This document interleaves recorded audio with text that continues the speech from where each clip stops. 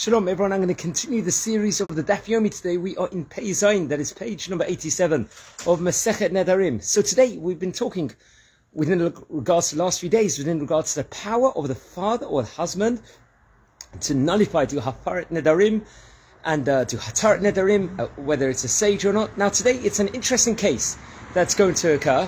Firstly, I've got to teach you guys the concept of Kriyah. When a close relative passes away, the person and the close relative has got an obligation to actually tear part of his clothing. It's called Kriyah, where he does this tear. So now in today's Talmud, it is going to relate over what if a person tears his clothing, thinking one close relative has passed away, but he finds out afterwards it wasn't that specific relative, it was a different close relative that had passed away.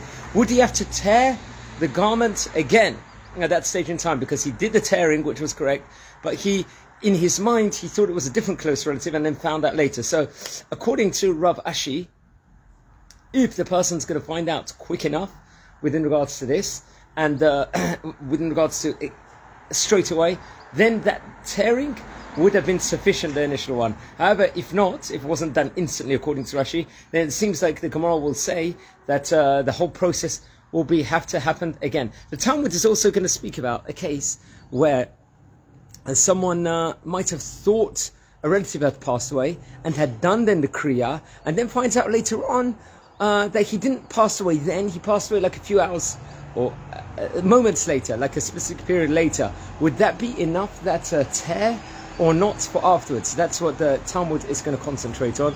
And remember that back in the day, it wasn't like there was sophisticated machinery like there is nowadays, where people do actually survive all these things at more of a rate.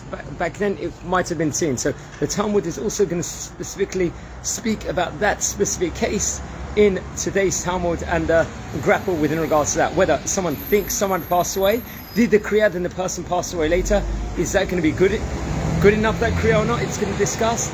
And maybe the person would totally recover, afterwards, or would recover for a few weeks or whatever it might be, a few months, and then that might also be sufficient at that point in time. So that's what the Talmud is going to grapple on today, and very interesting daf, Pei Zayin of Masechet Nedarim.